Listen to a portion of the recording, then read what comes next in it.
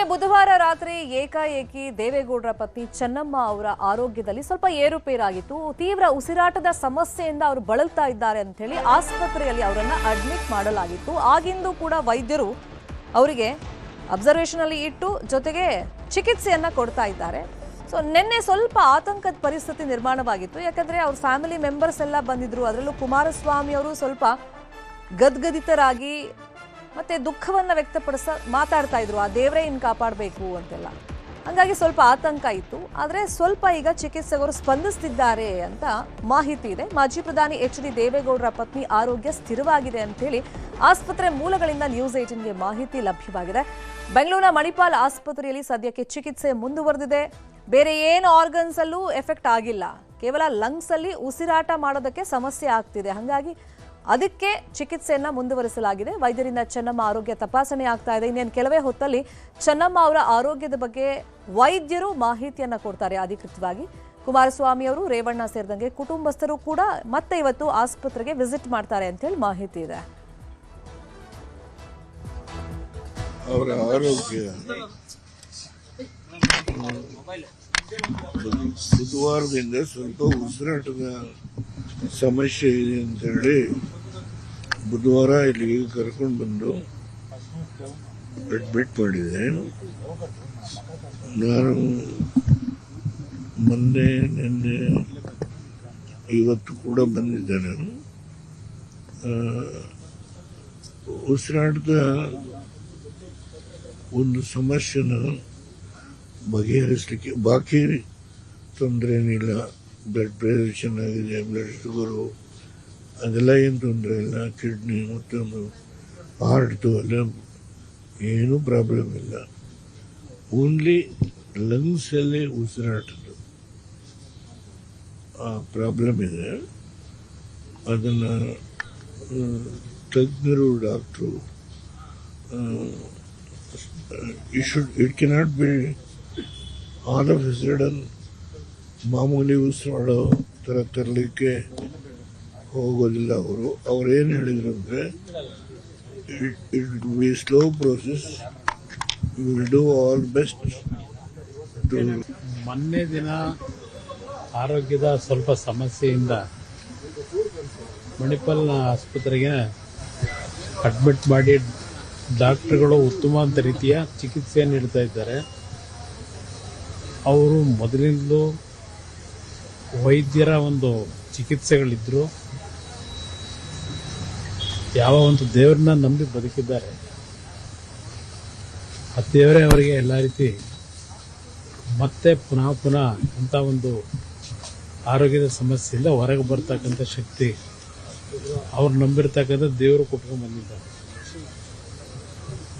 ಸುಮಾರು 25 ವರ್ಷಗಳ ಹಿಂದೆ ಯಾವೊಂದು ಆಸಿಡ್ನ ಅಟ್ಯಾಕ್ನಲ್ಲಿ ಬದುಕಲಿಕ್ಕೆ ಸಾಧ್ಯ ಇಲ್ಲ ಅಂತಕ್ಕಂಥ ಸನ್ನಿವೇಶದಲ್ಲೂ ಅವ್ರು ನಂಬಿರ್ತಕ್ಕಂಥ ದೇವರು ಪ್ರತಿನಿತ್ಯ ದಿನಕ್ಕೆ 10 ಗಂಟೆ ಅವರ ದೇವರ ಕೋಣೆನೆಲ್ಲ ಪೂಜೆ ಮಾಡ್ತಕ್ಕಂಥ ಅವರ ನಡವಳಿಕೆ ಏನಿದೆ, ಆ ದೇವರೇ ಅವ್ರನ್ನ ಕಾಪಾಡ್ತಕ್ಕಂಥದ್ದು.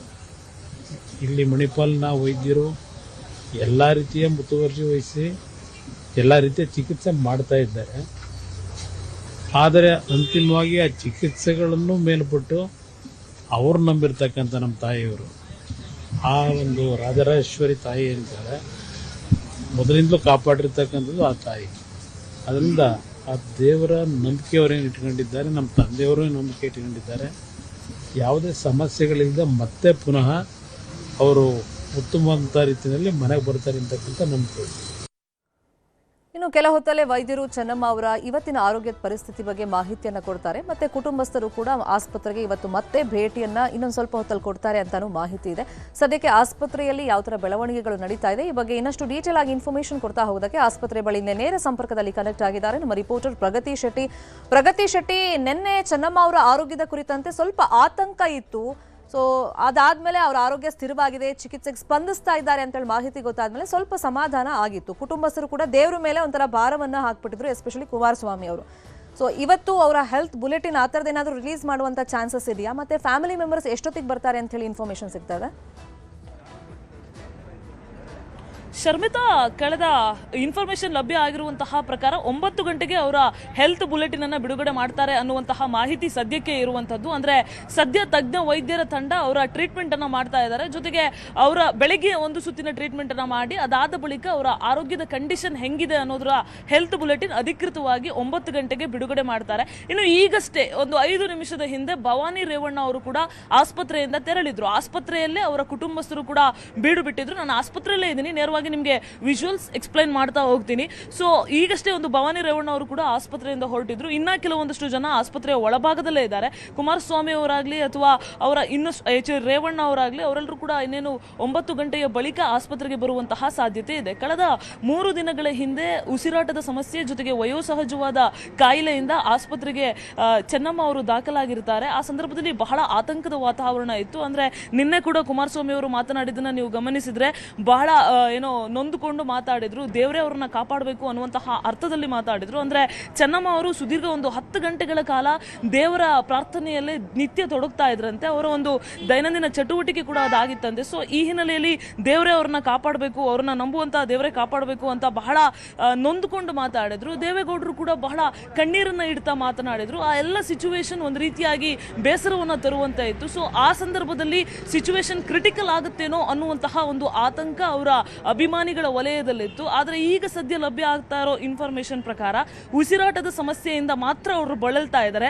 ಅದಕ್ಕೆ ಸಂಬಂಧಪಟ್ಟ ಹಾಗೆ ತಜ್ಞ ವೈದ್ಯರ ತಂಡ ಅವರಿಗೆ ಚಿಕಿತ್ಸೆಯನ್ನ ಕೊಡ್ತಾ ಇದೆ ಅನ್ನುವಂತಹ ಇನ್ಫಾರ್ಮೇಶನ್ ಇದೆ. ಡಾಕ್ಟರ್ ಸತ್ಯನಾರಾಯಣ ಮೈಸೂರು ಮತ್ತೆ ಡಾಕ್ಟರ್ ಸುನಿಲ್ ಕಾರಂತ್ ನೇತೃತ್ವದ ತಂಡದಿಂದ ಅವರಿಗೆ ಚಿಕಿತ್ಸೆ ನಡೀತಾ ಇದೆ. ಅವರ BP ಆಗಲಿ ಪಲ್ಸ್ ಆಗಲಿ ಇದೆಲ್ಲವೂ ಕೂಡ ಸ್ಥಿರವಾಗಿದೆ. ಆದರೆ ಕೇವಲ ಉಸಿರಾಟದ ಸಮಸ್ಯೆ ಮಾತ್ರ ಅವರನ್ನ ಬಾಧಿಸ್ತಾ ಇದೆ. ಈ ಒಂದು ಸಮಸ್ಯೆಯಿಂದ ಅವರು ಆದಷ್ಟು ಬೇಗ ಗುಣಮುಖ ಆಗಿ ಆಸ್ಪತ್ರೆಯಿಂದ ಡಿಸ್ಚಾರ್ಜ್ ಆಗಲಿ ಅನ್ನುವಂತಹ ಹಾರೈಕೆ ಸದ್ಯ ಕುಮಾರಸ್ವಾಮಿ ಅಭಿಮಾನಿಗಳ ವಲಯದಲ್ಲಿ ಈಗ ಕೇಳಿ ಬರ್ತಾ ಇರುವಂತದ್ದು. ಶರ್ಮಿತಾ ಶೆಟ್ಟಿ. 9 ಗಂಟೆ ನಂತರ ಏನ್ ಬೆಳವಣಿಗೆ ಆಗುತ್ತೆ ಫಾಲೋ ಅಪ್ ಮಾಡೋಣ. ಥ್ಯಾಂಕ್ ಯು ಪ್ರಗತಿ ಶೆಟ್ಟಿ ಈ ಕ್ಷಣದ ಮಾಹಿತಿಯನ್ನು ಕೊಟ್ಟಿದ್ದಕ್ಕೆ.